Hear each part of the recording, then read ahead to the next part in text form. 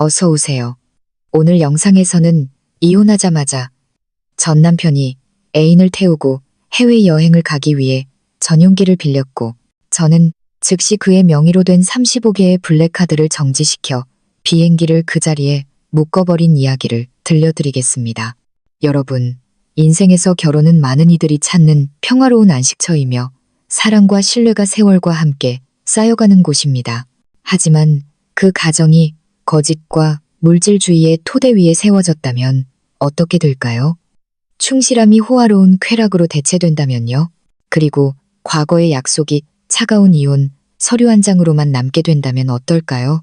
오늘 밤 이야기는 비단처럼 화려해 보이지만 그 화려한 문 뒤에는 배신이라는 비극이 숨겨진 한 결혼 생활로 우리를 안내할 것입니다. 이혼 서류의 잉크가 채 마르기도 전에 남편은 한치의 망설임도 없이 애인을 데리고 유럽으로 호화로운 여행을 떠나기 위해 전용기를 이용했고 아내에게는 고통과 경멸만을 남겼습니다. 그는 돈과 막강한 블랙카드가 모든 것을 살 수 있고 한때 사랑했던 사람의 존엄성마저도 짓밟을 수 있다고 생각했습니다. 하지만 그는 틀렸습니다.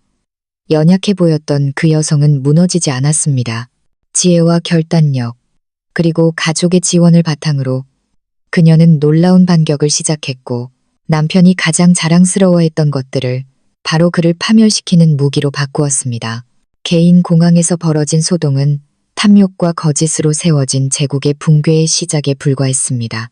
이제 곧바로 이혼 서류 받자마자 3초 만에 남편이 애인과 스키 타러 전용기 빌렸을 때 나는 35개 블랙카드 정지시켜 시댁이 공항 이용료도 못 내게 만들었다는 이야기를 들려드리겠습니다. 오전 10시 가정법원. 햇살이 로비의 유리창을 통해 쏟아져 들어왔지만 이곳에 차가운 공기를 데우지는 못했습니다. 저와 박서준은 이혼 등록 창구 앞 좌석에 앉아 있었습니다. 우리 사이의 반미터 거리는 건널 수 없는 깊은 심연처럼 느껴졌습니다. 창구 직원이 미리 인쇄된 이혼 합의서 2부를 내밀며 서명할 곳을 가리키고 말했습니다. 재산 분할 및 채무에 관한 조항을 다시 확인해 보시고 문제가 없으면 서명해 주세요.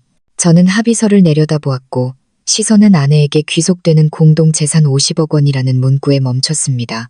저는 이것이 박서준이 일부러 던져준 약간의 자선에 불과하다는 것을 알았습니다. 그의 회사 계좌에 있는 돈이 이 정도 푼돈일 리가 없었습니다. 옆에 앉은 박서준은 합의서를 쳐다보지도 않고 펜을 들어 휘갈겨 서명했습니다. 그의 필체는 종이 위에서 어지러웠습니다. 그는 저를 향해 얼굴을 돌렸고 그의 눈에는 한치의 망설임도 없이 감출 수 없는 조급함만이 서려 있었습니다. 빨리 서명해. 회의 가야 하니까 시간 낭비하지 말고. 제 손가락이 펜에 닿았을 때 금속의 차가운 감촉은 지난 4년간의 결혼 생활과 똑같이 느껴졌습니다.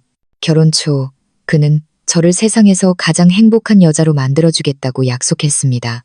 하지만 2년도 채 되지 않아 그는 외박을 시작했고 그의 몸에서는 항상 낯선 향수 냄새가 났습니다.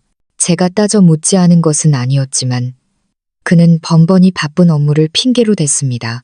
시어머니인 김 여사님은 심지어 그를 편들며 남편을 이해하지 못한다고 저를 꾸짖었습니다. 저는 천천히 제 이름을 서명했습니다. 직원이 합의서를 거두고 이혼 증명서를 인수했습니다. 붉은색 증명서가 제 손에 쥐어졌을 때 박서준의 휴대폰이 갑자기 울렸습니다.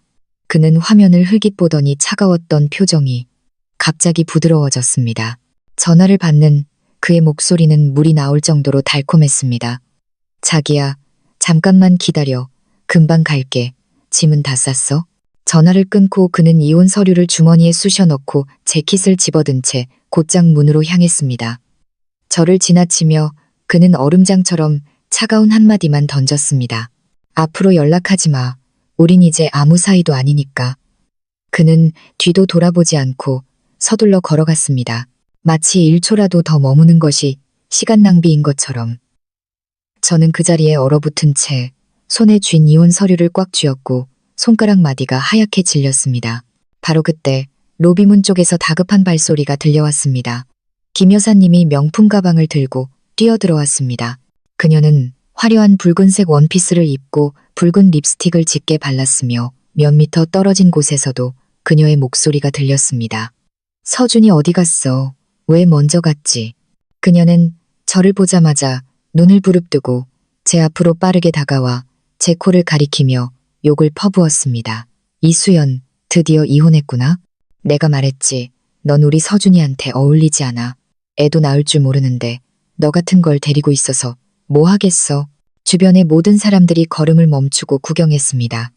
어떤 사람들은 휴대폰을 꺼내 사진을 찍기도 했습니다. 제 얼굴이 화끈거렸지만 부끄러워서가 아니라 분노 때문이었습니다. 김 여사님은 계속해서 욕설을 퍼부었습니다. 내가 알려주지. 우리 서준이는 곧 젊고 예쁜 여자랑 결혼할 거야.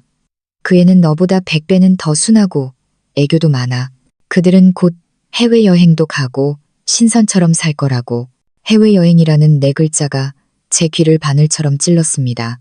며칠 전 박서준의 비서인 임대리가 제게 몰래 알려준 사실이 떠올랐습니다. 박서준이 요즘 개인 비행기 표를 예약하고 있다는 것이었습니다. 그때는 출장 가는 줄 알았는데 이제 보니 다른 여자를 데리고 휴가를 가는 것이었습니다. 저는 주먹을 꽉 쥐고 반박하려 했지만 그때 휴대폰이 울렸습니다. 저희 집 회계사인 최 부장님으로부터 온 문자였습니다. 아가씨, 최근 3개월간 박서준 씨의 불분명한 지출이 많았으며 총액이 800억 원이 넘습니다.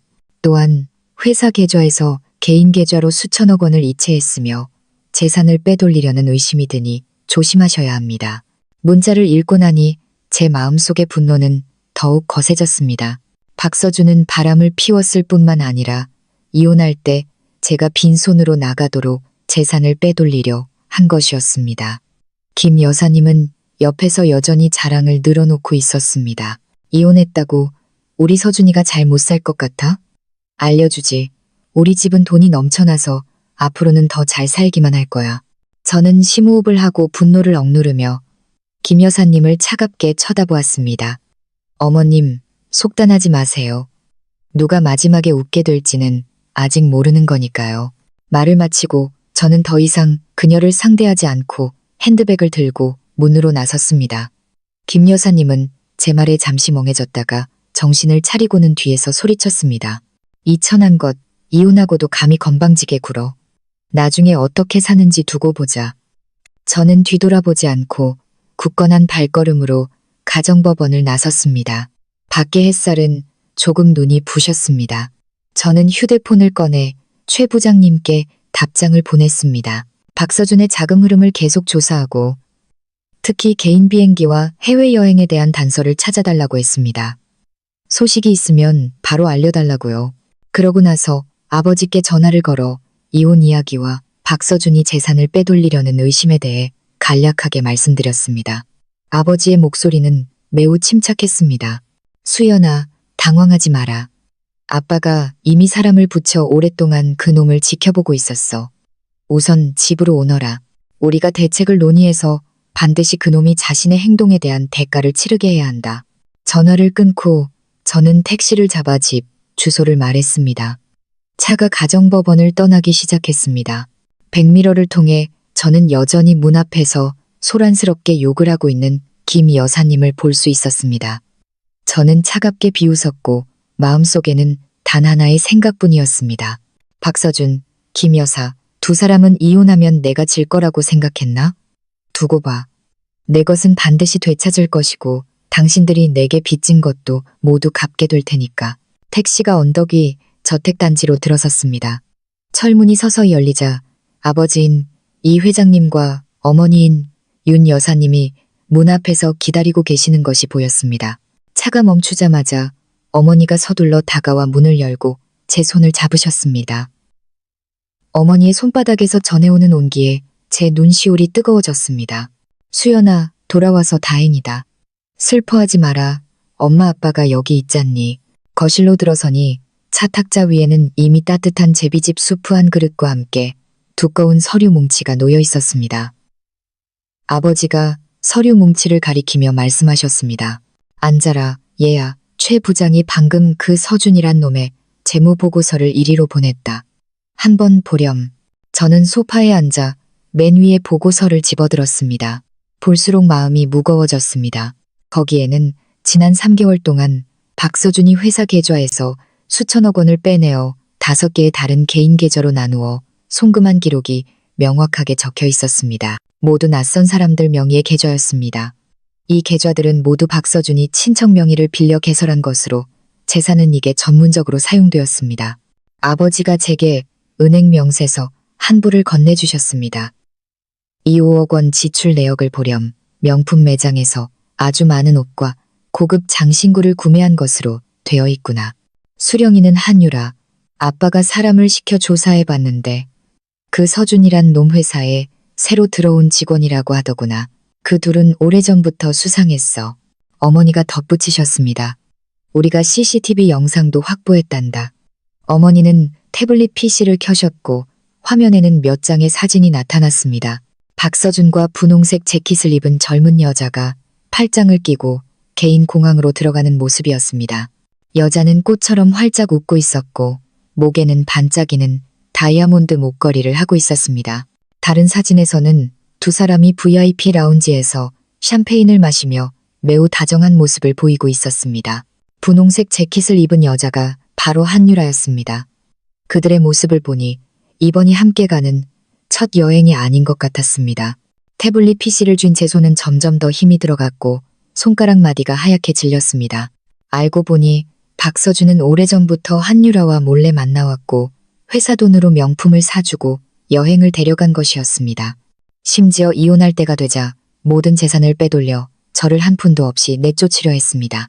아빠, 엄마, 이대로 둘 수는 없어요. 저는 고개를 들었고 눈빛은 단호했습니다. 박서준은 외도뿐만 아니라 공동재산을 불법으로 이전했어요. 돈을 돌려받고 그 대가를 치르게 해야 해요. 아버지는 고개를 끄덕이시며 서류 뭉치에서 다른 보고서를 꺼내셨습니다. 우리는 미리 준비해 두었다.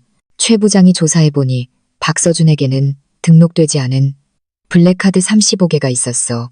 각 카드의 한도는 수십억 원이 넘고 그중 10개는 김 여사와 한유라 명의의 가족카드란다. 다시 말해 김 여사와 한유라의 모든 지출은 이 카드들로 이루어진 거지. 35개의 블랙카드라고요? 저는 놀랐습니다. 그가 어떻게 그렇게 많이 가질 수 있었죠? 저는 한 번도 들어본 적이 없는데 어머니가 한숨을 쉬셨습니다. 이 카드들은 모두 그가 회사 명의로 발급받은 거란다. 회사 계좌를 통해서라 네가 몰랐던 거지. 보아하니 그는 오래전부터 재산을 빼돌릴 계획을 세웠던 거야. 이 블랙카드들이 바로 그의 퇴로였던 셈이지. 바로 그때 제 휴대폰이 울렸습니다. 박서준의 비서인임 대리였습니다. 저는 부모님을 쳐다보았고 두 분은 전화를 받으라는 신호로 고개를 끄덕이셨습니다. 제가 통화 버튼을 누르자 수화기 저편에서 즉시 임대리의 다급한 목소리가 들려왔습니다. 수연 씨, 큰일 났어요. 사장님이 오늘 밤 8시에 스위스로 가는 전용기를 빌렸어요. 한유라 씨를 데리고 스키 타러 간다고 하는데 모든 비용은 그의 블랙카드로 결제된대요. 이 사실을 숨기면 안 될 것 같아서 몰래 알려드리는 거예요. 휴대폰을 쥔 제 손가락이 미세하게 떨렸지만 목소리는 여전히 침착했습니다. 임대리님, 알려주셔서 고마워요. 혹시 전용기 편명 아세요? 그리고 이번 여행의 예상 비용은 얼마 정도인가요? 임대리는 몇 초간 침묵하더니 작은 목소리로 말했습니다. 비행기 편명은 B8899이고 한개인 항공사에서 빌렸는데 보름간 빌리는데 5억 원이래요. 비용은 사장님이 이번 여행은 마음껏 즐겨야 한다고 하셨어요. 스위스 별장 임대료만 2억 원이고 한유라 씨를 위해 특별 제작한 스키복 세트도 8천만 원에 주문했대요. 모든 비용은 그의 주 블랙카드에서 빠져나갈 거예요. 전화를 끊고 저는 임대리의 말을 부모님께 전했습니다. 아버지는 눈살을 찌푸리시며 잠시 생각에 잠기시더니 말씀하셨습니다. 오늘 밤 8시 비행기라면 지금은 오후 이시니 아직 시간이 있구나. 수연아, 즉시 은행에 연락해서 재산 소유권 분쟁을 이유로 박서준의 모든 블랙카드를 정지시켜달라고 요청해라. 가족카드까지 포함해서 말이다. 카드만 막으면 그가 해외에서 돈을 쓸 수 없게 될 거야. 김 여사와 한유라도 가족카드를 못 쓰게 되겠지. 이게 첫 번째 단계다. 어머니가 덧붙이셨습니다. 엄마는 이미 우리 집 변호사 팀과 연락했단다. 그들이 법률 서류를 준비할 거야. 은행이 카드 정지에 동의하면 우리는 즉시 법원에 재산 보전 신청을 해서 그가 개인 계좌로 빼돌린 수천억 원을 동결시켜 더 이상 재산을 빼돌리지 못하게 막을 거다. 저는 휴대폰을 들어 은행 콜센터 번호를 찾았습니다. 박서준은 애인을 데리고 스위스에 가면 유유자적할 수 있을 거라 생각했고 35개의 블랙카드가 그와 그의 어머니가 계속해서 낭비할 수 있게 해줄 거라 생각했습니다. 하지만 그는 몰랐습니다. 그의 모든 움직임은 우리 소나귀 안에 있다는 것을. 오늘 밤 비행기는 여행이 아니라 그의 파산의 시작이 될 것입니다. 전화가 연결되자 직원의 목소리가 들려왔습니다. 안녕하세요. 무엇을 도와드릴까요? 저는 부모님을 쳐다보았습니다. 그들의 눈에는 격려의 빛이 가득했습니다. 저는 휴대폰을 꽉 쥐고 또박또박 한 글자 말했습니다. 안녕하세요. 박서준 씨 명의의 모든 블랙카드를 정지시켜 주시길 요청합니다. 가족카드까지 포함해서요. 이유는 재산 소유권에 대한 분쟁이 있기 때문이며 관련 법률 서류는 최대한 빨리 보충하겠습니다. 직원은 몇 초간 침묵하더니 말했습니다. 고객님, 박서준 씨의 정보와 고객님의 신분 증명 서류를 제공해 주십시오. 저희가 신속하게 확인하고 일시간 내에 회신드리겠습니다. 전화를 끊고 저는 소파에 몸을 기댔습니다. 아버지가 제 옆으로 와서 어깨를 두드리셨습니다. 수연아, 걱정 마라. 우리에겐 충분한 증거가 있으니 은행은 분명 카드 정지에 동의할 거야. 이제 앉아서 좋은 구경이나 하자꾸나. 박서준과 한유라가 비행기 안에서 카드가 정지된 사실을 알면 얼마나 당황할지 모르겠구나. 어머니가 제게 제비집 수프 한 그릇을 가져다 주셨습니다. 우선 뭐 좀 먹어라, 얘야. 앞으로 할 일이 많으니 무슨 일이 있어도 엄마 아빠는 항상 내 곁에서 널 지지할 거다. 저는 제비집 수프를 받아들었습니다.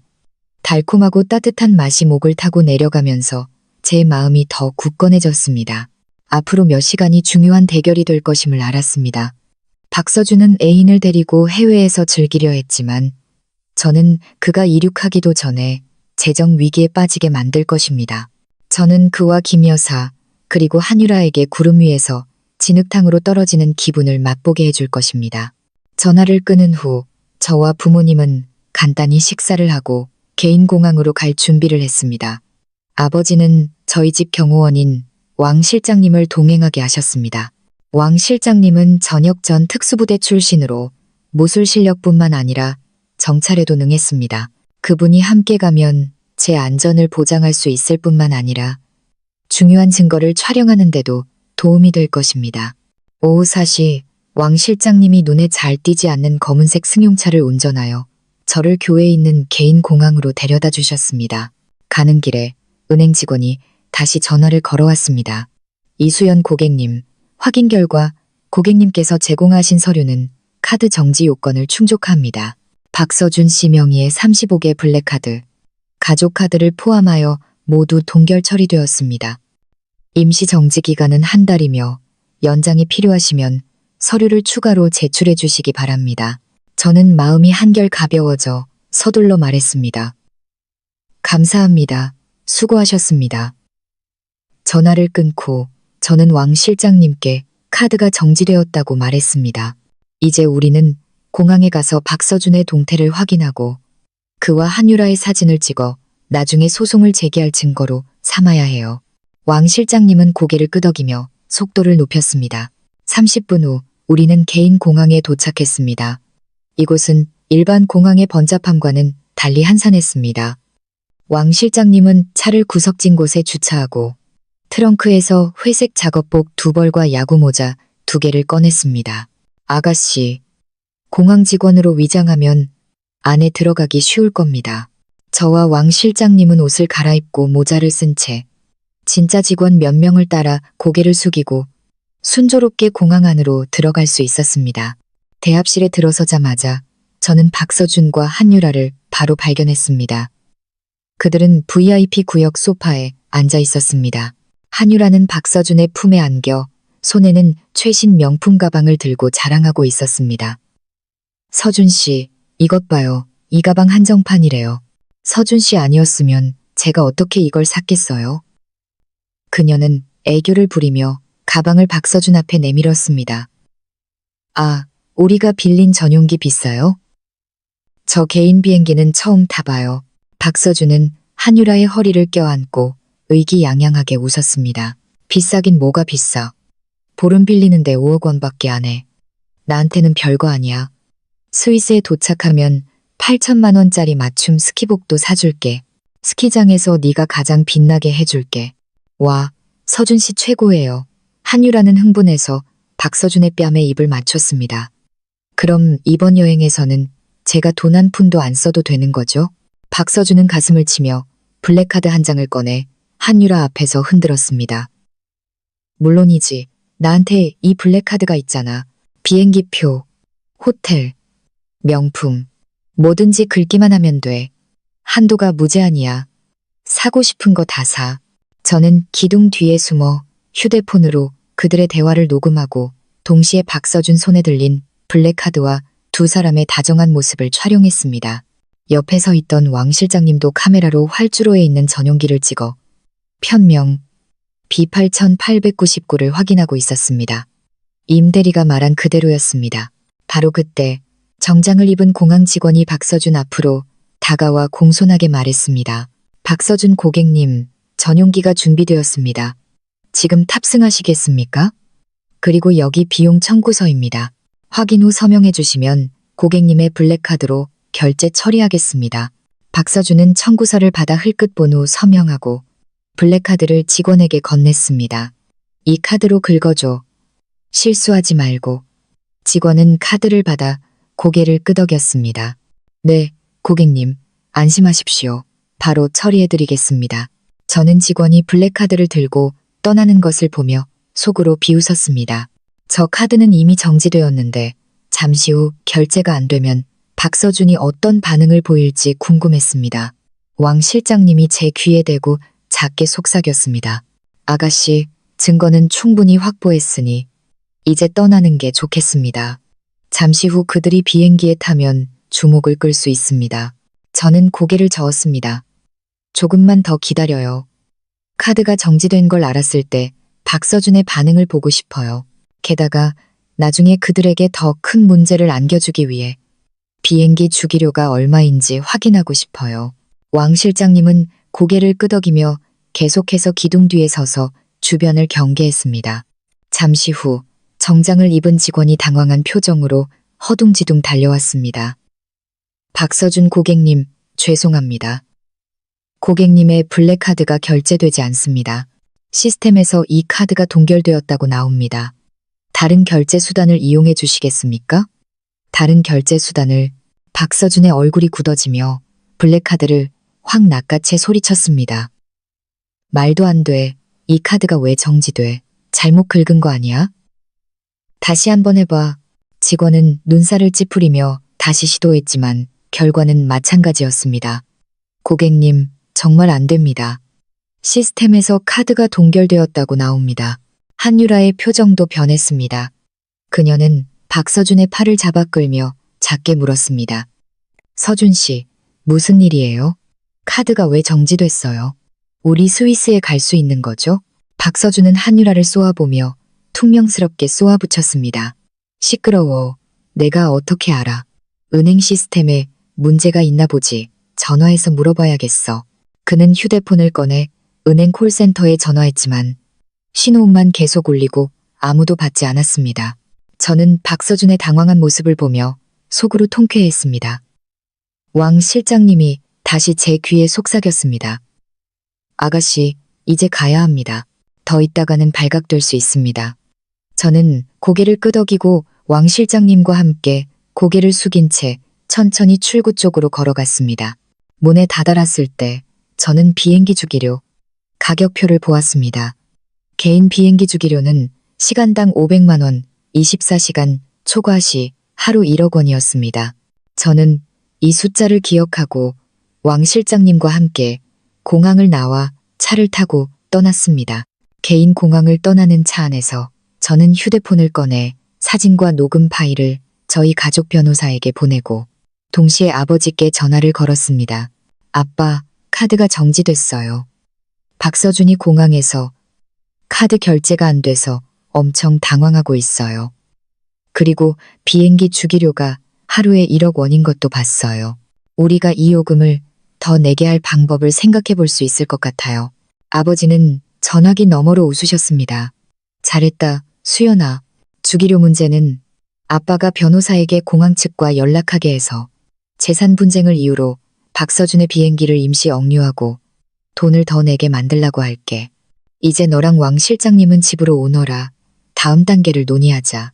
전화를 끊고 저는 의자에 등을 기댄 채 창밖을 바라보았습니다. 입가에는 차가운 미소가 번졌습니다. 박서준, 당신은 애인을 데리고 스위스에 가면 유유자적할 수 있을 거라고 생각했나? 착각이야. 이건 시작에 불과해. 곧 당신과 김 여사, 그리고 한유라에게 절망의 맛을 보여줄 테니까. 언덕 위 저택으로 차가 돌아왔을 때는 이미 어둑어둑해진 저녁이었습니다.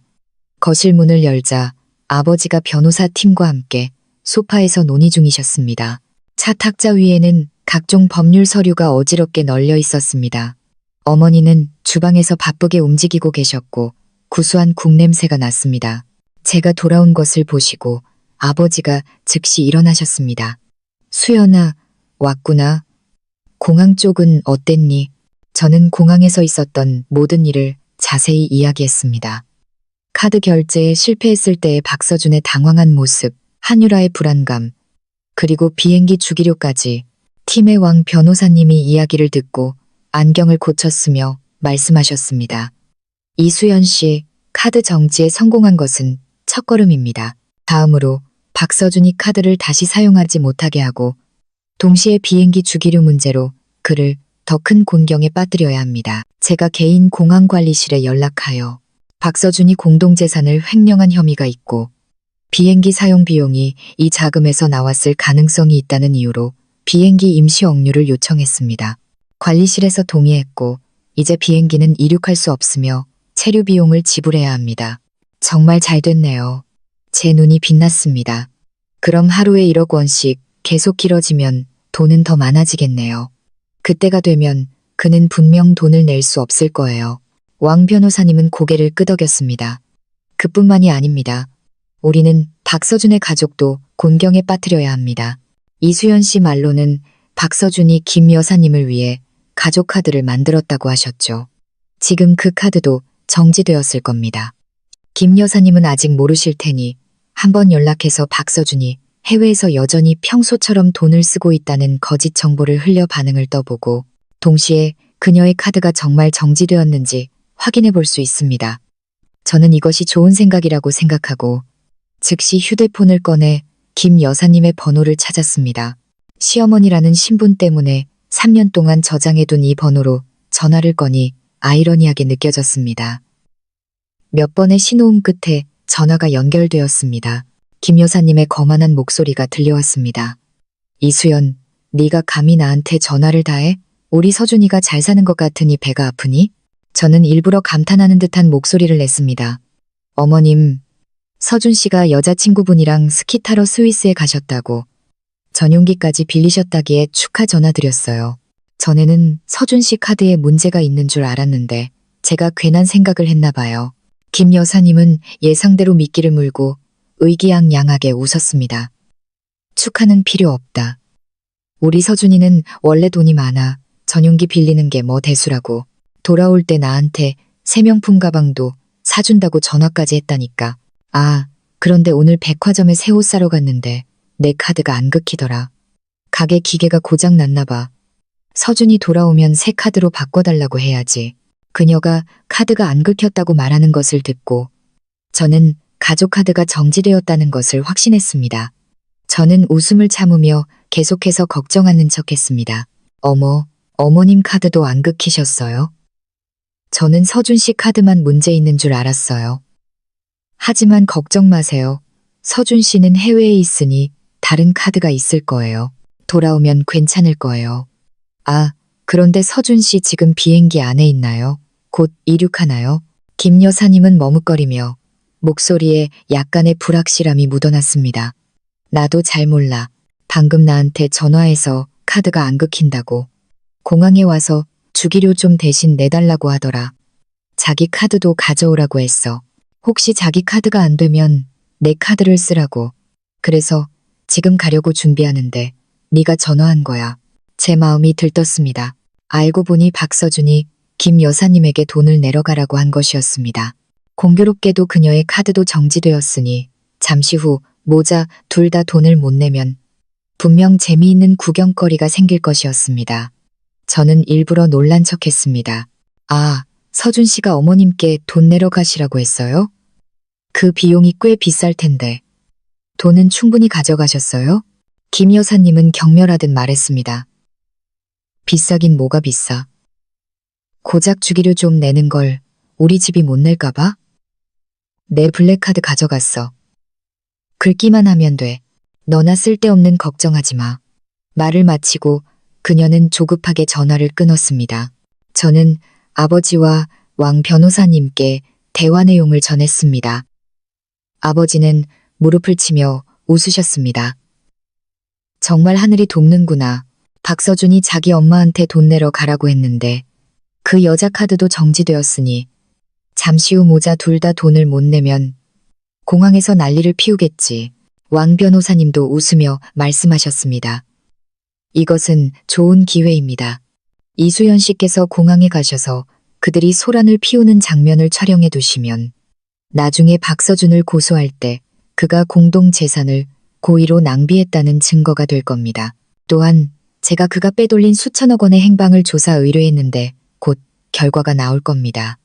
그때 우리는 그 돈을 동결 신청하여 그를 빈털터리로 만들 것입니다. 어머니가 주방에서 국 한 그릇을 들고 나오시며 웃으며 말씀하셨습니다. 자, 그만 이야기하고 따뜻한 국 한 그릇 마셔. 수연아, 이따가 공항에 갈 때는 왕 실장님이랑 같이 가거라. 안전에 유의하고 그들과 직접 맞서지 말고 증거 몇 개만 찍어오면 된다. 저는 고개를 끄덕이고 뜨거운 국을 한 모금 마셨습니다. 마음이 이상하게 따뜻해졌습니다. 이혼할 때의 냉담함에서 점차 주도권을 잡아가는 과정에서 이것은 저 혼자만의 싸움이 아니라 온 가족의 지지를 받고 있다는 것을 알았습니다. 국을 다 마시고 저는 평상복으로 갈아입고 왕 실장님과 함께 공항으로 나갈 준비를 했습니다. 가기 전에 아버지가 저를 불러 세우셨습니다. 수연아, 기억해라. 무슨 일을 만나든 두려워하지 마라. 아빠와 변호사팀이 뒤에서 처리해 줄 테니 우리는 재산을 되찾고 싶을 뿐만 아니라 박서준과 김 여사가 그들의 행동에 대한 대가를 치르게 해서 내 딸을 괴롭히면 아주 비싼 대가를 치러야 한다는 것을 알게 해줘야 한다. 저는 단호하게 고개를 끄덕이고 문을 열고 왕 실장님과 함께 어둠 속으로 들어섰습니다. 차는 개인 공항을 향해 달렸습니다.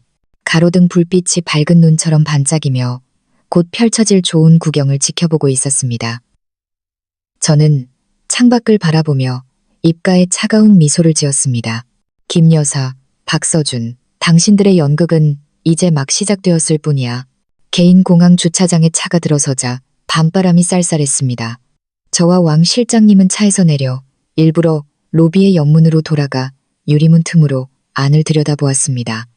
예상대로 김 여사님은 요금소에 있었고 옆에는 명품 옷을 입고 노랗게 염색한 젊은 여자가 안절부절못하며 발을 동동 구르고 있었습니다. 저는 그녀가 박서준의 여동생 박서연이라는 것을 알아보았습니다. 어릴 때부터 김 여사님의 응석바디로 자라 성격은 어머니보다 더 급했습니다. 이봐요, 직원 양반, 일 처리 왜 이래요? 카드 하나 긁는데 왜 이렇게 오래 걸려요? 김 여사님은 블랙카드를 카운터에 내리치며 찢어지는 목소리가 유리창을 넘어 들려왔습니다. 내 아들은 박서준이에요. 여기 단골 손님이라고요. 내 아들 일 망치면 당신 직장에서 잘릴 줄 알아. 요금소 직원은 눈살을 찌푸리며 카드를 기계에 넣었습니다. 화면에는 즉시 카드가 동결되어 사용할 수 없습니다라는 문구가 떴습니다. 그는 카드를 김 여사님께 돌려주며 힘없는 목소리로 말했습니다. 어머님, 정말 일부러 그러는 게 아닙니다. 어머님 카드가 정지되어서 긁을 수가 없습니다. 다른 카드 없으세요? 현금도 괜찮습니다. 이번 주기료와 보관료를 합쳐 총 2억 원입니다. 2억이라고요? 김 여사님의 눈이 동그래졌습니다. 차라리 도둑질을 하시지 그래요? 몇 시간 세워뒀다고 2억을 달라고요? 옆에 서 있던 박서연도 거들며 직원의 얼굴을 가리키며 욕했습니다. 정말 바가지네요. 우리 오빠는 VIP 고객이라 전용기까지 빌렸는데 감히 우리 오빠를 속이려고 해요? 제가 오빠한테 일러서 당신들 다 쫓겨나게 해줄까요? 직원의 얼굴이 붉어졌지만 여전히 인내심을 갖고 설명했습니다. 어머님, 아가씨, 이것은 공항 규정입니다. 개인 비행기 주기료는 시간당 500만 원입니다. 고객님 비행기는 오후 3시부터 지금까지 8시간이 지났습니다. 주기료는 0만 원에 재산 분쟁으로 인한 보관료 1억 0만 원을 더해 총 2억 원, 한 푼도 빠짐없습니다. 믿지 못하시겠다면 고시된 요금표를 보셔도 좋습니다.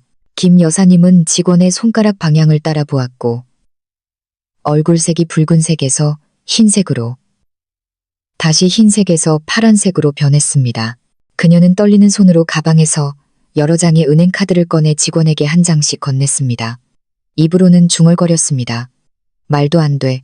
분명 기계가 고장 났을 거야. 이 카드도 해봐. 이것도. 직원은 카드 한 장 한 장을 시도했지만 결과는 모두 같았습니다. 정지되었거나 잔액이 부족했습니다. 김 여사님의 손이 떨리기 시작했고 이마에는 땀이 맺혔습니다. 그녀는 갑자기 무언가 생각난 듯 박서연의 손을 잡았습니다. 서연아, 내 카드 어디 있니? 내 카드 빨리 꺼내서 긁어봐. 박서연은 눈살을 찌푸리며 마지못해 신용카드 한 장을 꺼냈습니다. 엄마, 이 카드는 한도가 0만 원밖에 안 돼서 부족해. 0만 원이라도 일이네. 우선 긁어보자. 김 여사님은 카드를 낚아채 직원에게 건넸습니다. 직원은 한 번 긁고는 고개를 저었습니다. 아가씨, 이 카드는 정말 0만 원밖에 안 되네요. 긁어도 아직 1억 0만 원이 부족합니다. 김 여사님은 옆에 있는 의자에 주저앉아 두 손으로 무릎을 치며 울부짖었습니다. 세상에, 내 팔자가 왜 이리 기구한가. 아들 카드는 정지되고 내 카드도 못 쓰고 이 2억을 내가 어디서 구한단 말인가. 저와 왕 실장님은 옆문을 밀고 천천히 로비로 들어섰습니다. 박서연이 저를 가장 먼저 발견하고 저를 가리키며 소리쳤습니다. 이수연, 언니가 왜 여기 있어요? 언니가 무슨 짓 한 거죠? 오빠랑 엄마 카드가 안 되는 건 분명 언니 짓이죠. 김 여사님은 제 이름을 듣고 벌떡 일어나 미친 사람처럼 달려들어 제 얼굴을 핥히려 했습니다. 이 천한 것 단어 때문이야. 네가 우리 아들이랑 이혼하지만 않았어도, 네가 방해만 안 했어도 내 카드가 왜 정지되겠어? 오늘 내가 네 얼굴을 갈기갈기 찢어 놓을 거야. 왕 실장님이 재빨리 한 걸음 앞으로 나서 제 앞을 막고 김 여사님의 손목을 잡았습니다.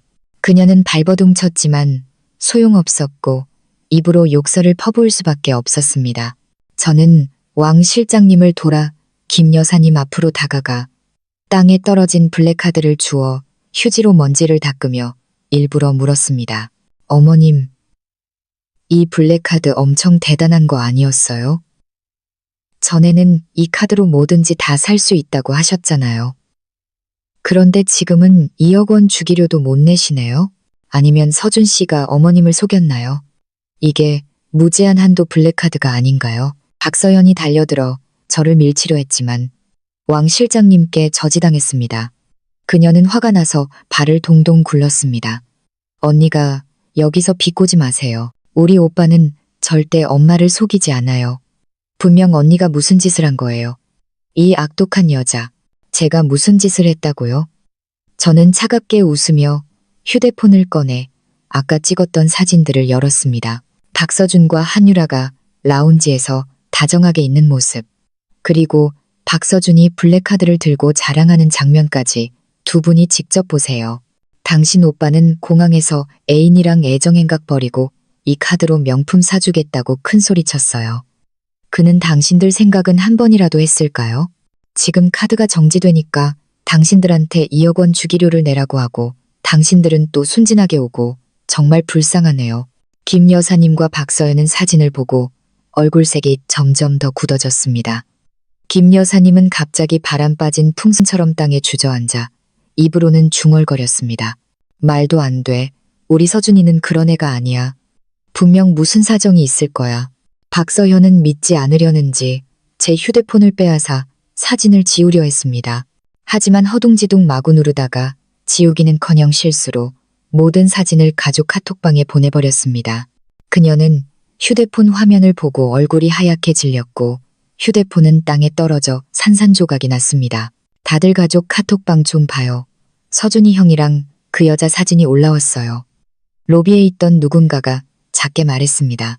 알고 보니 몇몇 친척들도 박서준을 배웅하러 공항에 왔다가 이 광경을 목격한 것이었습니다. 김 여사님은 그 말을 듣고 허둥지둥 일어나 박서연의 휴대폰을 주워 카톡방을 열었습니다. 안은 이미 난리가 나 있었습니다. 어떤 사람은 서준이가 이혼하자마자 새 여자가 생겼네 라고 물었고 어떤 사람은 이 여자 옷이랑 물건들 보니 서준이가 돈 꽤나 썼겠는데 라고 말했습니다. 심지어 어떤 사람은 김 여사 평소에는 그렇게 거만하더니 아들이 이런 짓을 했으니 이제 무슨 낯으로 다니겠어라고 비꼬기도 했습니다. 김 여사님의 얼굴은 종이장처럼 하얗게 질렸고 두 손은 떨렸습니다.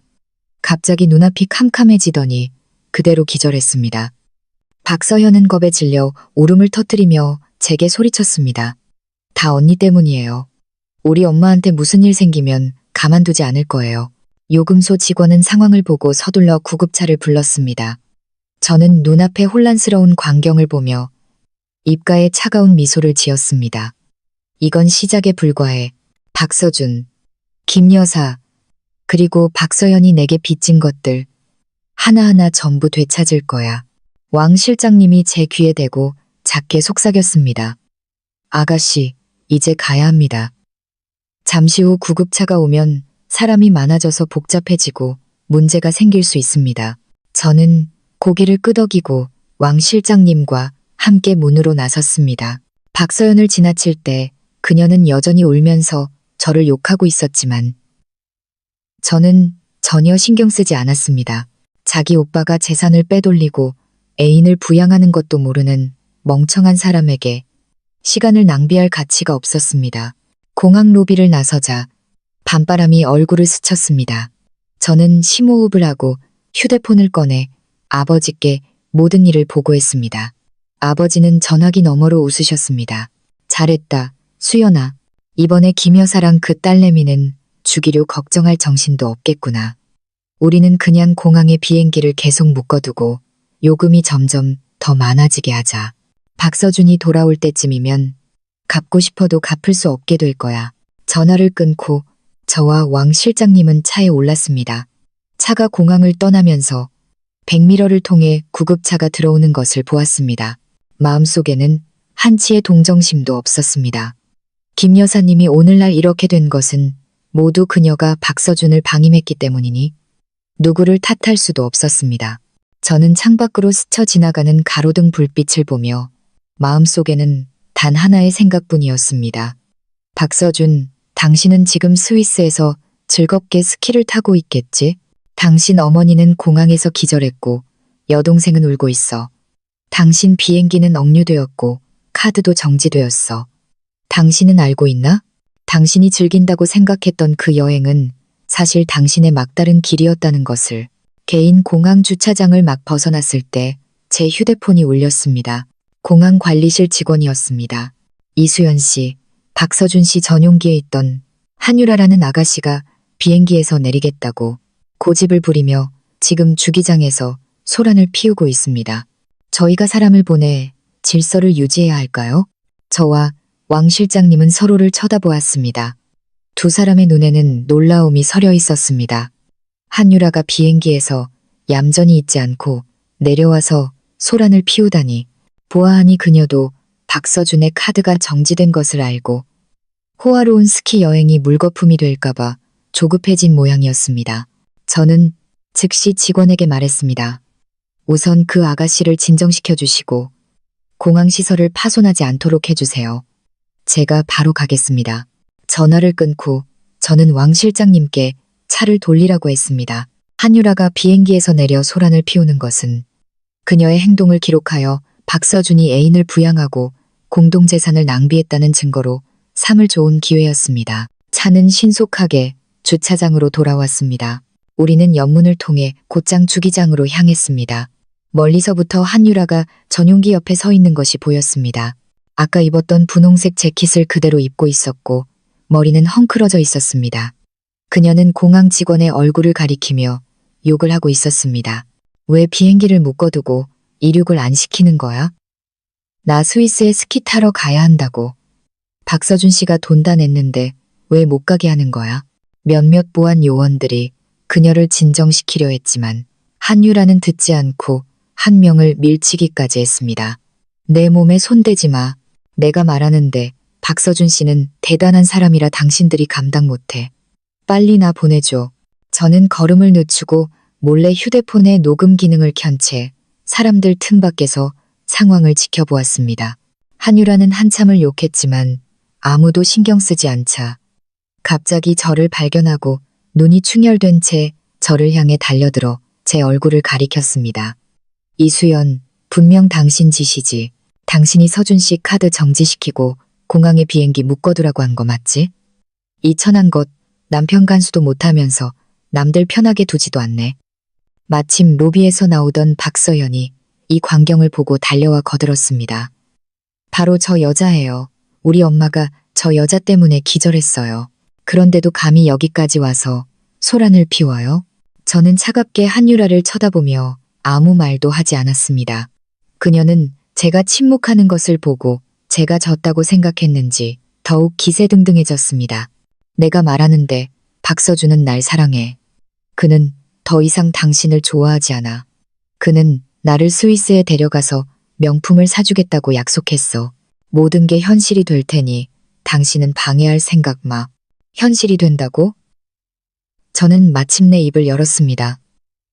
목소리는 크지 않았지만 주변 사람들이 모두 들을 수 있을 정도였습니다. 당신은 박서준이 정말로 당신을 스키 타러 데려갈 거라고 생각해? 그가 어머니와 여동생에게 2억 원 주기료를 내라고 공항에 보낸 건 알아? 그의 카드가 정지돼서 그 2억 원도 낼 돈이 없다는 건 알아?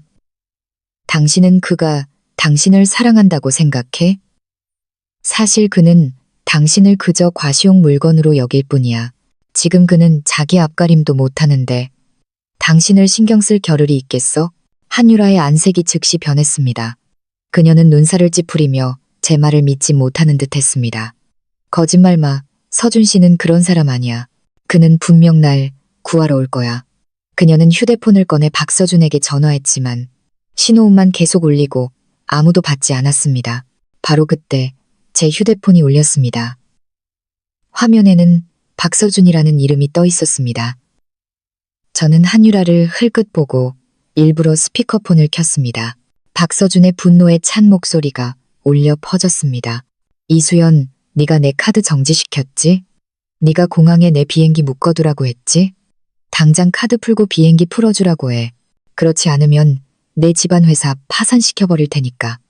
내가 아는 유력 인사들이 많아서 내 집안 처리하는 건 식은 죽 먹기야. 한유라는 박서준의 목소리를 듣고 눈이 빛나며 무언가 말하려 했지만 박서준이 계속해서 욕하는 것을 들었습니다. 그 한유라라는 애도 마찬가지야. 정말 골칫덩어리야. 이럴 줄 알았으면 데려가지도 않았을 텐데. 지금 카드가 정지됐으니 분명 또 소란 피우고 있겠지. 돌아가면 처리해야겠어. 한유라의 안색이 즉시 창백해졌습니다. 그녀는 입을 벌린 채 한참 동안 말을 잇지 못했습니다.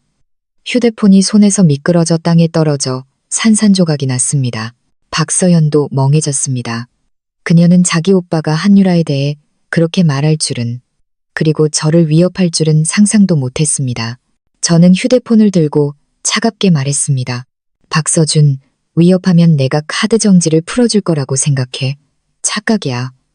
당신은 공동재산을 불법으로 빼돌리고 애인을 부양하며 공금을 낭비했어. 나는 모든 증거를 가지고 있어. 감옥 갈 준비나 해. 말을 마치고 저는 전화를 끊고 녹음 파일을 저장했습니다. 이 녹음 파일은 박서준의 협박 행위와 한유라에 대한 그의 태도를 증명하기에 충분했고 나중에 소송을 제기할 중요한 증거가 될 것이었습니다. 한유라는 땅에 주저앉아 두 손으로 얼굴을 감싸고 흐느껴 울었습니다. 사기꾼, 그는 사기꾼이야. 그는 날 사랑한다고 나에게 좋은 삶을 살게 해주겠다고 했는데 알고 보니 나는 그의 도구에 불과했어. 박서연은 한유라를 보고 오빠의 말을 떠올리며 무력감에 찬 표정으로 박서준을 변호할 말을 한마디도 할 수 없었습니다. 바로 그때 공항 방송이 갑자기 울려 퍼졌습니다. 알려드립니다. 소유주 박서준 씨의 B8899편 전용기는 공동재산 불법 횡령 혐의 및 주기료와 보관료 미납으로 규정에 따라 소유주가 모든 비용을 완납하고 재산 분쟁을 해결할 때까지 본 공항에서 임시 억류 조치합니다. 관련자분들께서는 공항 측에 협조해 주시기 바랍니다. 감사합니다. 방송 소리가 주기장에 울려 퍼지자 모두가 침묵했습니다. 한유라의 울음소리도 멎었습니다. 그녀는 고개를 들어 멍한 눈으로 전용기를 바라보며 자신의 스위스 꿈이 완전히 산산조각 났음을 깨달았습니다. 저는 눈앞의 광경을 보며 마음속에 아무런 파동도 일지 않았습니다. 박서준은 위협하면 제가 물러설 것이라고 생각했고 한유라는 남자에게 의지하면 편안하게 살 수 있을 것이라고 생각했지만 그들은 모두 틀렸습니다. 법과 정의 앞에서 그들의 모든 계략과 환상은 잿더미가 될 것입니다. 왕 실장님이 제 귀에 속삭였습니다. 아가씨, 증거도 확보했고 공지도 나갔으니 이제 가야 합니다. 박서준 쪽 사람들이 오면 또 번거로워질 수 있습니다. 저는 고개를 끄덕이고 왕 실장님과 함께 주기장을 떠났습니다. 공항문을 나서자 밤바람이 얼굴을 스쳤습니다. 저는 심호흡을 하고 휴대폰을 꺼내 녹음 파일을 왕 변호사님께 보내고 동시에 아버지께 전화를 걸었습니다. 아빠, 박서준이 전화해서 협박했어요. 녹음해뒀어요. 공항방송에서도 비행기 임시 억류 공지를 했으니 이제 우리는 그가 돌아와서 돈을 내고 소송을 제기하기만 기다리면 돼요. 아버지는 전화기 너머로 웃으셨습니다. 잘했다, 수연아. 이제 상황은 완전히 우리 손에 들어왔어. 박서준이 귀국하면 그를 기다리는 것은 막대한 주기료뿐만 아니라 법의 심판일 거야. 이제 집에 가서 쉬어라. 남은 일은 우리가 알아서 할게. 전화를 끊고 저는 왕 실장님과 차에 올랐습니다. 백미러를 통해 주기장에 있는 전용기를 보며 입가에 차가운 미소를 지었습니다. 박서준, 당신의 좋은 날은 이제 끝났어. 공항을 떠난 지 얼마 되지 않아 공항관리실로부터 문자를 받았습니다. 김 여사님은 깨어나서 박서연의 부축을 받으며 휴게실로 갔고 미친 듯이 친척들에게 전화를 걸어 돈을 빌리고 있다는 것이었습니다. 저는 왕 실장님께 근처 카페에 차를 세우라고 하고 그녀가 얼마나 빌릴 수 있는지 보기 위해 잠시 더 기다리기로 했습니다. 어쨌든 그녀가 거만함에서 절망으로 떨어지는 모습을 지켜보는 것도 과거 그녀가 제게 퍼부었던 모욕에 대한 하나의 처벌이 될 것이었습니다. 약 30분 후 저와 왕 실장님은 다시 공항으로 걸어가 연문을 통해 휴게실로 몰래 들어갔습니다. 한쪽 구석에 김 여사님은 의자에 앉아 휴대폰을 꽉 쥔 채 얼굴이 창백해져 있었습니다. 박서연은 옆에 서서 고개를 숙인 채 의기소침해 보였습니다. 언니, 이번 한 번만 도와줘. 딱 2억 원만. 서준이 오빠 돌아오면 원금의 이자까지 꼭 갚을게. 김 여사님은 휴대폰을 들고 애원하는 목소리로 말했습니다. 수화기 저편에서 무슨 말을 했는지 그녀의 안색은 점점 더 굳어졌습니다. 마침내 그녀는 전화를 끊고 휴대폰을 테이블에 세게 내던졌습니다. 언니는 무슨, 옛날에 내가 얼마나 도와줬는데 지금 2억 원도 안 빌려주다니 정말 은혜도 모르는 인간이야. 박서현은 깜짝 놀라며 달랬습니다. 엄마, 화내지 마세요. 다른 사람한테 전화해보면 분명 빌려줄 사람이 있을 거예요. 김 여사님은 고개를 끄덕이고 다시 휴대폰을 들어 다른 번호로 전화를 걸었습니다. 왕 사장님, 저 화영이에요. 저 기억하세요? 제가 2억 원만 빌리려고 하는데 아들 전용기가 공항에 묶여서 급하게 돈이 필요해요. 걱정 마세요. 금방 갚을게요. 이번에는 수화기 저편의 목소리가 너무 커서 저도 들을 수 있었습니다. 김 여사, 당신 아직 나한테 전화할 낯짝이 있어? 당신 아들? 그 박서준이란 놈이 나한테 물품 대금 50억 원을 거의 1년째 안 갚고 있어. 내가 몇 번을 독촉했는데도 안 갚더니 이제 와서 2억을 빌려달라고. 당신 모자가 날 바보로 아는 거요? 앞으로 연락하지 마시오. 전화가 끊기고 뚜뚜뚜 소리만 남았습니다. 김 여사님의 몸이 휘청거리며 의자에서 떨어질 뻔했습니다. 박서연이 급히 부축했습니다. 엄마, 서두르지 마세요.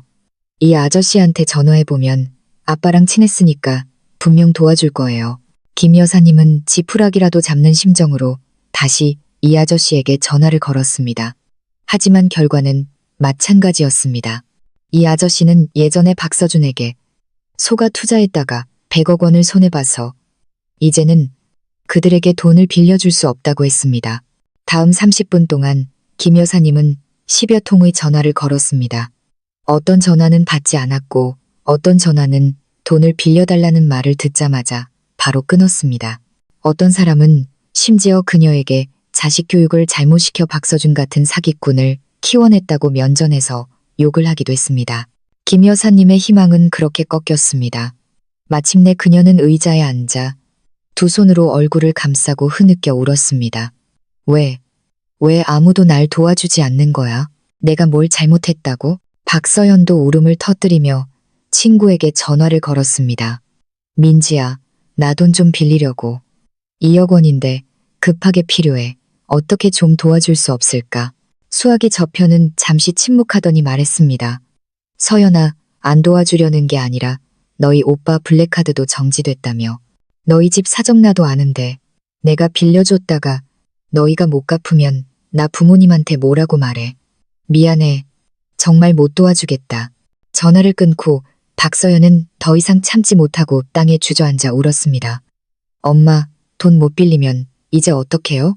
비행기는 묶여있고 오빠는 해외에 있어서 연락도 안 되고 우리 집 정말 망한 거예요? 김 여사님은 망했다는 두 글자를 듣고 갑자기 고개를 들었습니다. 눈이 충혈된 채 미친 사람처럼 휴게실을 뛰쳐나갔습니다. 저와 왕 실장님은 서로를 쳐다보고 급히 뒤를 따랐습니다. 김 여사님은 공항문으로 곧장 달려갔습니다. 마침 제가 떠나려고 준비하는 것을 보고 그녀는 달려들어 쿵 소리를 내며 제 앞에 무릎을 꿇고 제 바지가랑이를 붙잡고 울부짖었습니다. 수연아, 내가 빌게. 카드 하나만 풀어줘. 제발, 딱 하나만. 주기료만 내고 비행기만 빼낼 수 있으면 앞으로는 절대 너를 귀찮게 하지 않을게. 내가 절이라도 할까. 박서연도 달려나와 어머니가 제 앞에 무릎 꿇은 것을 보고 따라 무릎을 꿇으려 했지만 왕 실장님께 저지당했습니다. 주변 사람들이 몰려들어 수군거리며 구경했고 어떤 사람들은 휴대폰을 꺼내 사진을 찍었습니다. 저는 땅에 무릎 꿇고 있는 김 여사님을 보며 마음속에 한치의 동정심도 없었습니다. 예전에 그녀가 저를 모욕하고 박서준에게 어울리지 않는다고 욕했을 때 오늘날을 생각이나 했을까요? 저는 몸을 숙여 그녀의 손을 떼어내고 가방에서 서류 뭉치 하나를 꺼내 그녀 앞에 놓았습니다. 카드 정지를 풀어달라고요? 좋아요. 하지만 먼저 이것부터 보세요. 김 여사님은 의아해하며 서류를 집어들었고 안색이 즉시 창백해졌습니다. 그것은 박서준이 수천억 원의 재산을 빼돌린 은행 명세서와 한유라에게 명품을 사준 영수증들이었습니다. 이게 뭐야? 서준이가 왜 이렇게 많은 돈을 빼돌렸지? 김 여사님의 손이 떨리며 서류 뭉치가 땅에 떨어졌습니다. 저는 차갑게 말했습니다. 어머님은 박서준이 정말 부자라고 생각하셨어요? 그의 돈은 모두 회사에서 빼낸 거고 우리 공동재산이었어요. 그는 그 돈으로 애인을 부양하고 명품을 사고 전용기를 빌렸어요. 지금 카드가 정지되니까 어머님께 2억 원 주기료를 내라고 했죠. 어머님은 또 순진하게 여기까지 오셔서 심지어 무릎까지 꿇고 제게 애원하시네요. 어머님, 제가 그가 우리 공동재산을 계속 낭비하도록 카드 정지를 풀어줄 거라고 생각하세요? 김 여사님은 땅에 주저앉아 멍한 눈으로 입으로는 계속 중얼거렸습니다. 말도 안 돼. 우리 서준이는 그런 애가 아니야. 어떻게 나를 속일 수가 있어. 박서연은 서류 뭉치를 주워보고는 마찬가지로 땅에 주저앉아 울었습니다. 오빠가 어떻게 이럴 수 있어? 남들뿐만 아니라 우리 가족까지 속였잖아. 앞으로 우리는 어떻게? 주변 사람들은 제 말을 듣고 수군거리기 시작했습니다. 알고 보니 그렇구나. 저 모자는 불쌍하면서도 밉상이네. 아들은 재산 빼돌려서 애인이나 키우고 엄마는 아들 도와서 전처나 모욕하고 이제 돈 못 빌리니까 남한테 무릎 꿇고 비네. 정말 창피하다. 저런 사람들은 고통을 맛봐야 자기가 어디서 잘못했는지 알지. 김 여사님은 그 수군거림을 듣고 얼굴이 붉어졌다 하얘졌다 하며 쥐구멍이라도 있으면 숨고 싶어 했습니다. 그녀는 자리에서 일어나 박서연의 손을 잡고 고개를 푹 숙인 채 저를 한 번도 쳐다보지 않고 서둘러 공항을 떠났습니다. 저는 그들의 비참한 뒷모습을 보며 입가에 차가운 미소를 지었습니다. 이건 시작에 불과해. 곧 박서준이 돌아오면 그를 기다리는 것은 2억 원 주기료뿐만 아니라 법의 심판일 거야. 나는 그가 빼돌린 모든 재산을 토해내게 하고 그의 행동에 대한 비싼 대가를 치르게 할 거야. 왕 실장님이 제 귀에 속삭였습니다. 아가씨, 이제 가야 합니다. 여기 사람이 너무 많아요. 저는 고개를 끄덕이고 왕 실장님과 함께 공항을 떠났습니다. 차에 앉아 돌아오면서 저는 휴대폰으로 왕 변호사님께 문자를 보냈습니다. 김 여사님과 박서연은 돈을 빌리지 못하고 떠났습니다. 다음으로 박서준에 대한 소송 서류 준비를 서둘러 주세요. 그가 빨리 법의 심판을 받게 하고 싶습니다. 왕 변호사님은 신속하게 답장했습니다. 아가씨, 안심하십시오. 서류는 거의 다 준비되었고 박서준이 귀국하기만 기다리면 됩니다. 저는 휴대폰을 내려놓고 의자에 등을 기댔습니다. 박서준, 김 여사, 한유라, 당신들은 두고 봐. 당신들이 내게 빚진 것들 하나하나 전부 되찾을 거야. 아무도 빠져나갈 수 없어. 집에 돌아오니 이미 깊은 밤이었지만 아버지와 왕 변호사님은 여전히 거실에서 기다리고 계셨습니다. 제가 돌아온 것을 보시고 아버지가 즉시 물으셨습니다. 수연아, 공항 쪽은 어땠니? 그 김 여사 모자가 돈을 빌렸니? 저는 고개를 저으며 그녀가 돈을 빌리려다 거절당하고 제게 무릎 꿇고 애원했던 일을 이야기했습니다. 왕 변호사님은 듣고 고개를 끄덕였습니다. 잘 듣군요.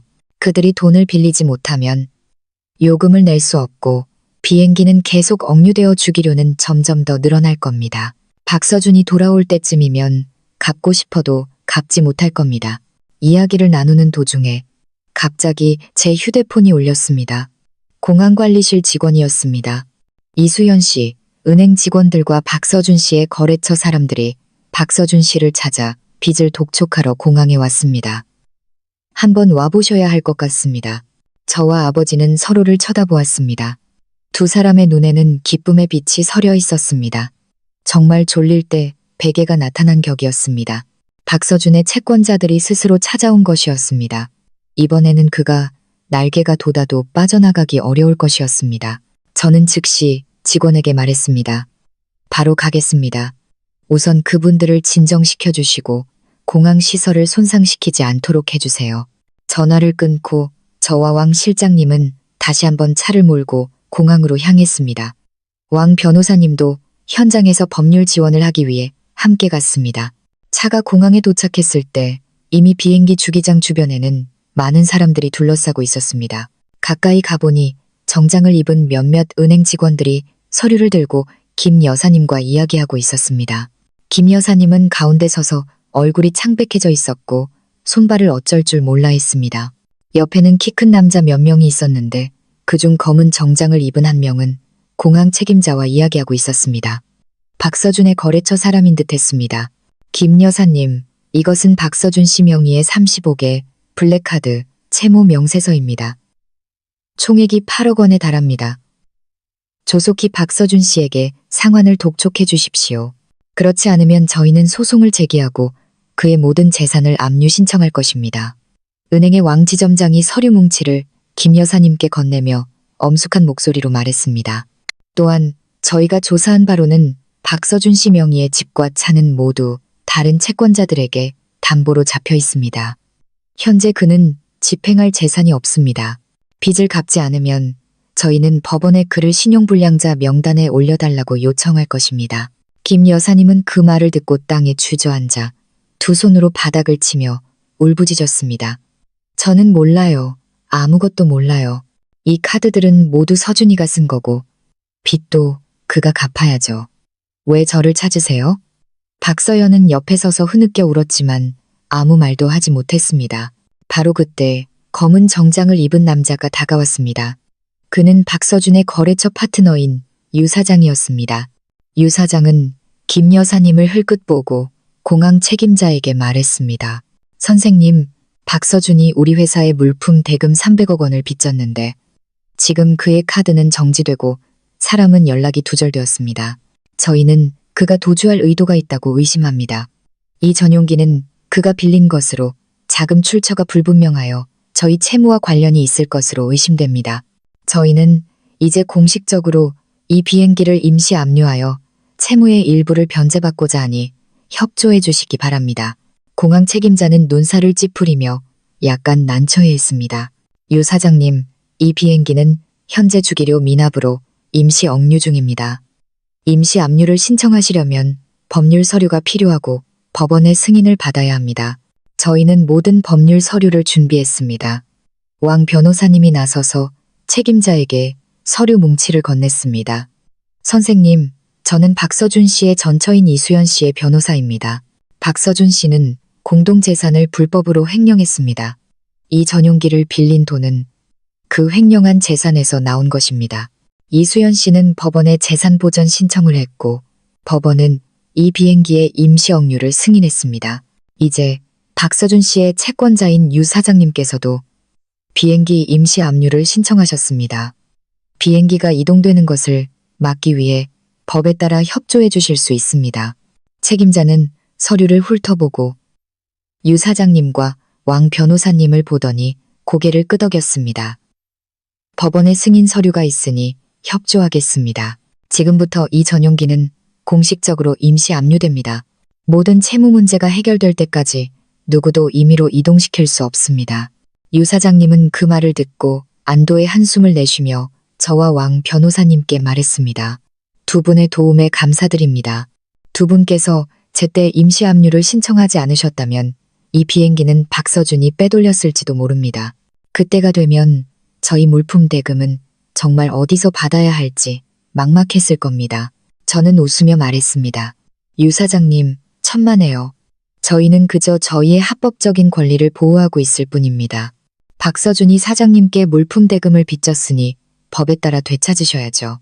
김 여사님은 비행기가 공식적으로 임시 압류되었다는 소식을 듣고 더 이상 참지 못하고 유 사장님 앞으로 달려들어 그의 옷을 붙잡고 울부짖었습니다.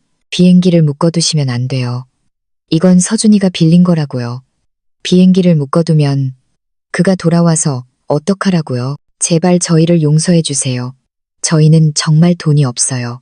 유 사장님은 차갑게 김 여사님을 밀쳐냈습니다. 돈이 없다고요? 박서준이 재산을 빼돌릴 때는 오늘날을 생각도 안 했나요? 그는 그 돈으로 애인을 부양하고 개인 전용기를 빌리고 우리 물품, 대금은 떼먹었어요. 이건 그의 인과응보입니다. 해결하고 싶으면 빨리 박서준에게 연락해서 돌아와서 빚을 갚으라고 하세요.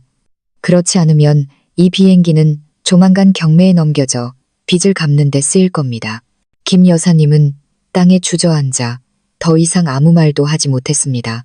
박서연은 어머니의 비참한 모습을 보고 또 억류된 비행기를 보며 마침내 그들의 집이 정말로 망했다는 것을 깨달았습니다. 박서준의 잘못은 결국 그들이 짊어져야 했습니다. 은행의 왕지점장은 모든 일이 해결된 것을 보고 김 여사님께 말했습니다. 여사님, 저희가 3일을 드리겠습니다. 3일 후에도 박서준 씨가 빚을 갚지 않으면 저희는 공식적으로 소송을 제기하고 그를 신용불량자 명단에 올려달라고 요청할 것입니다. 그때가 되면 그는 비행기나 고속철도를 이용하지 못할 뿐만 아니라 나중에 자녀들의 학업과 직업에도 영향을 미칠 것입니다. 알아서 하십시오. 말을 마치고 왕 지점장과 은행 직원들은 떠났습니다. 유 사장님도 직원 몇 명을 남겨 비행기를 지키게 하고 저와 왕 변호사님께 도와주셔서 감사합니다. 나중에 필요한 일이 있으면 연락 주십시오라고 말했습니다. 공항은 점차 한산해졌고 김 여사님, 박서연, 그리고 몇몇 공항 직원들만 남았습니다. 저는 땅에 앉아있는 김 여사님을 보며 마음속에 한치의 동정심도 없었습니다. 모든 것은 박서준과 김 여사님이 자초한 일이었습니다. 왕 변호사님이 제 귀에 속삭였습니다. 이수연 씨, 이제 비행기는 공식적으로 임시 압류되었고 박서준의 채권자들도 나섰습니다. 다음으로 우리는 그가 돌아오기를 기다렸다가 법원에 소송을 제기하여 그가 빼돌린 공동재산을 반환하고 상응하는 법적 책임을 지도록 요구하기만 하면 됩니다. 저는 고개를 끄덕이고 왕 변호사님, 왕 실장님과 함께 공항을 떠났습니다. 백미러를 통해 보니 김 여사님은 여전히 땅에 앉아 있었고 박서연은 옆에 서서 조용히 울고 있었습니다. 제 입가에는 차가운 미소가 번졌습니다. 박서준, 당신은 해외에서 아직도 마음 편히 스키를 탈 수 있을까? 집에 돌아오니 새벽이시었지만 부모님은 여전히 거실에서 저를 기다리고 계셨습니다. 제가 돌아온 것을 보시고 어머니가 즉시 따뜻한 국 한 그릇을 내오셨습니다. 수연아, 많이 힘들었지? 따뜻한 국 마시고 몸 좀 녹여 건강해지면 안 된다. 저는 국그릇을 받아들고 뜨거운 국물을 한 모금씩 마셨습니다. 마음이 따뜻해졌습니다. 아무리 어려운 일을 만나도 가족은 항상 저의 든든한 버팀목이었습니다. 며칠 후 저는 디자인 스튜디오 개업 준비를 하면서 공항 상황을 주시했습니다. 공항 관리실에서는 매일 제게 문자를 보내왔습니다. 김 여사님과 박서연은 여전히 그 근처를 맴돌며 박서준에게 연락을 시도했지만 그는 여전히 소식이 없었습니다. 비행기 주기료는 매일 늘어나 이미 5억 원에 달했습니다. 한유라는 비행기 안에 숨어 공항 직원이 가져다주는 음식으로 하루하루를 버티며 내려올 엄두를 내지 못했습니다. 셋째 날 오후 저는 공항 관리실로부터 전화를 받았습니다. 이수연 씨, 한유라 씨가 짐을 싸서 떠날 준비를 하고 있습니다. 김 여사님이 그녀를 붙잡고 있습니다. 한번 와보시겠어요? 또한 박서준 씨가 해외에서 돌아와 지금 공항으로 오고 있다는 소식을 받았습니다. 저는 즉시 일을 멈추고 왕 실장님께 공항으로 차를 몰라고 했습니다. 이 연극은 마침내 마지막 장에 다다른 것이었습니다. 차가 공항에 도착했을 때 이미 정문 주변에는 많은 사람들이 둘러싸고 있었습니다. 인파를 비집고 들어가 보니 김 여사님이 한유라의 여행 가방을 꽉 붙잡고 그녀를 못 가게 하고 있었습니다. 너 가면 안 돼. 서준이가 곧 돌아올 거야. 그 애 돌아올 때까지 기다렸다가 확실히 이야기해야 해. 네가 그 애 돈을 얼마나 썼는데 이제 와서 그 애가 어려워지니까 그냥 가버리면 어떡해? 한유라는 힘껏 가방을 잡아당기며 조급한 표정으로 말했습니다. 제가 왜 그 사람을 기다려야 해요? 그는 저를 스위스에 데려간다고 속였고 결국 카드는 정지되고 비행기는 묶였어요. 제가 비행기에서 3일 동안 먹지도 자지도 못하고 이제는 지쳤어요. 제가 그의 돈을 쓴 건 그가 자발적으로 한 거예요.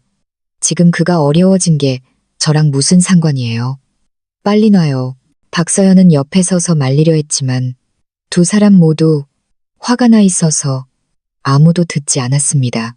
한유라는 김 여사님이 놓지 않자 갑자기 세게 밀쳤습니다. 김 여사님은 미처 피하지 못하고 땅에 넘어졌습니다.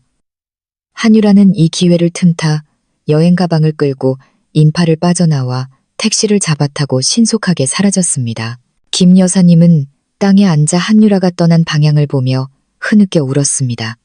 은혜도 모르는 것, 우리 아들이 헛수고만 했구나. 돈을 얼마나 썼는데 이제 와서 그냥 가버리다니 정말 양심도 없는 인간이야. 박서연은 급히 어머니를 부축했습니다. 엄마, 울지 마세요. 오빠가 곧 돌아올 거예요. 오빠가 돌아오면 모든 게 괜찮아질 거예요. 바로 그때 검은색 승용차 한 대가 주차장으로 들어왔습니다. 차 문이 열리고 박서준이 내렸습니다. 그는 평상복 차림이었고 얼굴은 초췌했으며 눈에는 다크서클이 짙었습니다. 해외에서도 제대로 쉬지 못한 듯 했습니다. 그는 인파 속으로 들어와 땅에 앉아 울고 있는 김 여사님과 옆에 서 있는 박서연을 보고 눈살을 찌푸렸습니다. 엄마, 서연아, 왜 여기 있어? 비행기는 어디 있어? 왜 아직 이륙 안 했어? 김 여사님은 박서준을 보고 지푸라기라도 잡는 심정으로 달려들어 그를 꼭 껴안았습니다. 서준아, 돌아왔구나. 빨리 어떻게 좀 해봐. 비행기는 못 꼈고 주기료는 5억 원까지 올랐어.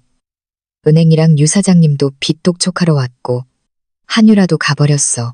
우리 집 이제 망했어. 아들아, 박서준의 안색은 점점 더 굳어졌습니다. 그는 김 여사님을 밀쳐내며 소리쳤습니다. 왜 이렇게 됐어? 내 카드는 왜 정지됐고 비행기는 왜 묶였어? 당신들이 무슨 멍청한 짓 한 거 아니야?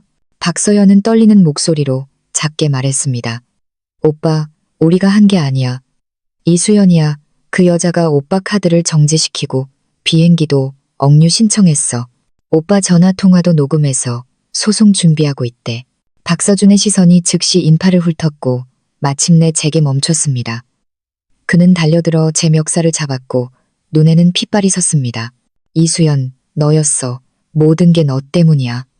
왜 내 카드를 정지시켰어? 왜 내 비행기를 묶어놨어? 네가 내 모든 걸 망쳤어. 내가 널 죽여버릴 거야. 왕 실장님이 재빨리 나서서 박서준의 손목을 잡고 그를 세게 밀쳐냈습니다. 박서준은 비틀거리며 몇 걸음 물러서서 저를 노려보았습니다. 이수연, 우리 이혼했잖아. 왜 아직도 나를 물고 늘어져? 도대체 원하는 게 뭐야? 내가 원하는 게 뭐냐고. 아, 저는 차갑게 웃으며 가방에서 사진들과 녹음기를 꺼내 그의 앞에 내밀었습니다. 박서준, 당신은 공동재산 수천억 원을 불법으로 빼돌리고 애인 한유라를 부양하며 그 돈으로 전용기를 빌리고 명품을 샀어. 내가 모를 줄 알았어? 내가 당신 카드 정지시키고 비행기 묶어놓은 건 그저 내 합법적인 권리를 보호하기 위한 것뿐이야. 당신이 내 결혼 생활을 망쳤고 내 재산을 속였으면서 이제 와서 내가 당신 모든 걸 망쳤다고? 정말 웃기는군. 박서준은 자신과 한유라의 다정한 사진들을 보고 또 녹음기에서 나오는 자신의 위협적인 목소리를 듣고 얼굴이 창백해졌습니다. 그는 몇 걸음 물러서며 고개를 저었습니다. 아니야, 그런 게 아니야. 나는 재산을 빼돌리지 않았어. 그 돈은 내가 직접 번 거야. 당신이 직접 번 거라고? 저는 은행 명세서와 재무 보고서를 그의 앞에 던졌습니다. 이것들이 당신이 회사 계좌에서 개인 계좌로 돈을 옮긴 모든 증거야. 여기에는 모두 당신의 서명이 있어. 아직도 부인할 거야? 박서준, 당신이 숨길 수 있을 거라고 생각했어? 착각이야. 당신이 한 모든 일에는 증거가 있어. 지금 은행은 당신에게 8억 원 빚을 갚으라고 소송을 걸었고 유 사장님은 300억 원 물품 대금을 갚으라고 하고 공항은 5억 원 주기료를 내라고 하고 있어. 그리고 나는 당신에게 빼돌린 수천억 원의 재산을 돌려달라고 요구하고 있는데 어떻게 갚을 생각이지? 박서준은 땅에 떨어진 증거들을 보고 주저앉아 두 손으로 머리를 감싸고 흐느껴 울었습니다. 나는 망했어. 모든 게 끝났어. 돈도 잃고 비행기도 못 끼고 한유라도 떠났어. 이제 어떡하지? 김 여사님과 박서현은 박서준을 보고 따라 울었습니다. 주변 사람들은 수군거렸습니다. 바로 그때 제복을 입은 경찰 몇 명이 다가왔습니다. 한 명이 체포 영장을 박서준에게 내밀었습니다. 박서준 씨, 은행과 이수연 씨로부터 고소장이 접수되었습니다. 당신은 재산 횡령 및 채무 불이행 혐의를 받고 있으니 경찰서로 가서 조사를 받아야겠습니다. 박서준은 경찰에게 끌려 일어났고 두 손에는 수갑이 채워졌습니다. 그는 김 여사님과 박서연을 보며 절망에 찬 눈으로 말했습니다. 엄마, 서연아, 나 좀 구해줘. 경찰서 가기 싫어. 김 여사님은 달려들려 했지만 경찰에게 저지당했습니다. 경찰이 박서준을 데리고 가자 그의 울음소리는 점점 멀어지다가 공항 문 뒤로 사라졌습니다. 저는 그 모습을 보며 마음속에 아무런 파동도 일지 않았습니다. 이것이 그가 치러야 할 대가였습니다. 왕 실장님이 제 귀에 속삭였습니다. 아가씨, 이제 돌아가시죠. 저는 고개를 끄덕이고 왕 실장님과 함께 떠났습니다. 공항을 나서자 햇살이 몸에 비쳤습니다. 따뜻하고 눈부셨습니다. 마침내 안도의 한숨을 쉴 수 있었습니다. 여러 날 동안 이어진 이 대결은 마침내 박서준이 체포되는 것으로 끝났습니다. 한 달 후 법원은 공식적으로 재판을 열었습니다. 그날 저는 부모님, 왕 변호사님과 함께 법원에 갔습니다. 법정에서 박서준은 죄수복을 입고 있었고 머리는 헝클어져 이전의 당당한 모습은 찾아볼 수 없었습니다. 김 여사님과 박서연은 방청석에 앉아 얼굴이 창백해져 있었고 재판 내내 고개를 숙인 채 아무도 쳐다보지 못했습니다. 왕 변호사님은 모든 증거를 제출했습니다. 부인할 수 없는 증거들 앞에서 박서준은 고개를 숙이고 죄를 인정할 수밖에 없었습니다. 마침내 판사는 판결을 내렸습니다. 박서준은 공동재산 횡령, 채무 누적 혐의로 징역 3년을 선고받았고 동시에 빼돌린 모든 재산과 은행, 유사장, 공항에 대한 채무를 전액 상환해야 했습니다. 김 여사님은 재산은닉 혐의로 벌금 2억 원을 선고받았습니다. 박서연은 직접 가담하지 않았기 때문에 집행유예 1년을 선고받았고 동시에 법원과 협력하여 박서준의 남은 재산을 추징해야 했습니다. 판결을 듣고 박서준은 피고인석에 주저앉아 두 손으로 얼굴을 감싸고 흐느껴 울었습니다. 법원을 나서자 햇살이 눈부셨습니다. 아버지가 제 어깨를 두드리셨습니다. 수연아, 모든 게 끝났다. 앞으로는 내 삶을 잘 살아라. 이런 일들에 더 이상 영향을 받지 말고. 저는 고개를 끄덕였고 입가에는 오랫동안 보지 못했던 미소가 번졌습니다. 그래, 모든 게 끝났다. 몇 달 후. 저는 디자인 스튜디오 개업에 온전히 집중했습니다. 스튜디오 이름은 안연이라고 지었습니다. 평온하고 자유로운 삶을 살겠다는 의미였습니다. 개업식 날에는 몇몇 친한 친구들과 가족들만 와서 축하해 주었습니다. 스튜디오 사업은 점차 안정되어 갔습니다. 어느 날 오후 제가 디자인 시안을 수정하고 있을 때 휴대폰이 울렸습니다. 낯선 번호였습니다. 전화를 받았습니다. 수화기 저편에서 익숙한 목소리가 들려왔습니다. 박서준의 전 비서였던 임대리였습니다. 수연 씨, 저 임대리입니다. 저 퇴사했어요. 스튜디오 개업하셨다고 들었는데 혹시 사람 필요하지 않으세요? 저는 뭐든지 할 수 있고 힘든 일도 마다하지 않습니다. 저는 잠시 멍해졌습니다. 바로 임대리가 제게 몰래 소식을 전해주었던 것을 기억해냈습니다. 그가 아니었다면 저는 아마 제때 행동하지 못했을 것입니다. 저는 잠시 생각에 잠기다가 말했습니다. 임대리님, 마침 물류 담당할 사람이 필요해요. 열심히 일할 의향이 있다면 기회를 드릴게요. 며칠 후 임대리는 출근했습니다. 그는 박서준이 감옥에서 모범수로 생활하며 감형을 희망하고 있다고 말했습니다. 김 여사님은 벌금을 내지 못해 집을 팔고 지금은 새방에 살면서 매일 시장에서 버려진 채소를 주워 생활한다고 했습니다. 박서연은 오빠의 빚을 갚기 위해 한식당에서 일하고 있다고 했습니다. 그리고 한유라는 채권자들에게 쫓겨 박서준이 줬던 5억 원을 돌려줘야 했고 지금은 한 봉제 공장에서 노동자로 일하며 매우 힘들게 살고 있다고 했습니다. 임대리의 이야기를 들으며 저는 한치의 동정심도 없었습니다. 그들의 결말은 모두 그들 스스로가 선택한 것이었습니다. 저녁이 되어 저는 스튜디오 문을 잠그고 집으로 걸어갔습니다. 밤바람은 시원했고 하늘의 별은 반짝였습니다. 저는 휴대폰을 꺼내 부모님께 오늘 일이 아주 잘 되었다고 알렸습니다. 전화기 너머로 부모님의 목소리에는 기쁨과 관심이 가득했습니다. 전화를 끊고 저는 거리를 오가는 사람들을 보며 마음이 평온하고 안정되었습니다. 저는 과거의 악몽이 사라졌고 저만의 눈부신 삶이 이제 막 시작되었다는 것을 알았습니다. 자, 여러분, 저희 이야기는 여기서 끝입니다. 너무나도 많은 상처를 준 자들에게 이보다 더 통쾌한 결말은 없을 것입니다. 박서준, 김 여사, 그리고 관련된 모든 사람들은 결국 그들의 탐욕, 오만, 그리고 잔인함에 대해 너무나도 비싼 대가를 치러야 했습니다. 호화로운 전용기는 약속의 땅으로 날아오르지 못하고 돌이킬 수 없는 붕괴의 상징이 되었습니다. 막강한 블랙카드들은 더 이상 만능 열쇠가 아니라 막대한 빚의 족쇄가 되었습니다. 이 이야기를 통해 우리는 사람의 진정한 가치는 그가 소유한 재산의 양에 있는 것이 아니라 그의 인격과 주변 사람들을 대하는 방식에 있다는 깊은 교훈을 얻을 수 있습니다. 속임수와 배신의 토대 위에 세워진 부귀는 바닷가의 모래성처럼 허무하여 눈 깜짝할 사이에 무너질 수 있습니다. 인과응보의 법칙은 결코 틀리지 않습니다. 뿌린 대로 거두는 법입니다. 이수연의 경우 그녀는 자신의 것을 되찾았을 뿐만 아니라 더 중요하게는 자존감을 되찾고 눈부신 새 삶을 시작했습니다.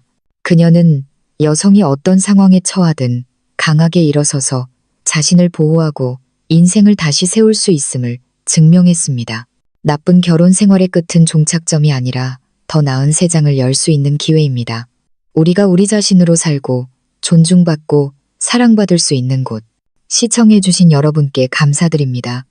저희 채널 좋아요와 구독 잊지 마세요. 다음 영상에서 다시 뵙겠습니다.